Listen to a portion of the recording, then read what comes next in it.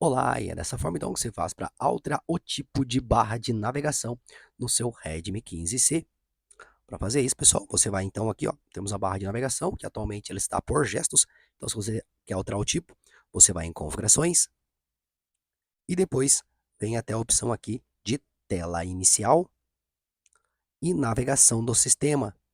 Então, atualmente está como gestos. Então, um exemplo, se você quer por botões, seleciona ele, aguarde um tempinho, ó, ele vai ser alterado aqui para botões, ó. Então já foi alterado.